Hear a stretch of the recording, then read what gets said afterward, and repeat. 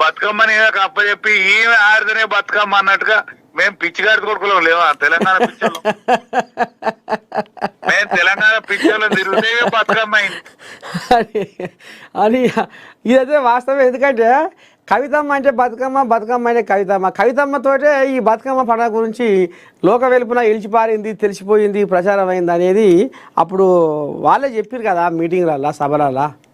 మేము చెప్పినవే తప్పు చేసినామని క్షమించమని కోరుతాను తెలంగాణను. బహుజనులదే బతుకమ్మ, అరే శాలోళ్ళది బతుకమ్మ, సాగలోళ్ళ బతుకమ్మ, మాదిగోని బతుకమ్మ అన్నాడు. క్రిస్టియన్ల కలవక ముందు మాదిగోళ్ళది కూడా బతుకమ్మ, గుళ్ళోని బతుకమ్మ, పాపోని బతుకమ్మ, బక్కచెర్ర దొరలది బతుకమ్మ కాదు.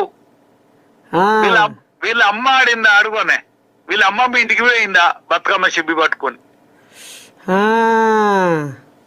ఎట్లా జాగృతి అవుతుంది? జాగృతి అనేది ఒక సంస్థను ఆమెకు పోర్షన్ కావాలి, ఒక పాత్ర. ఆ పాత్ర కోసం జాగృతి. సరే.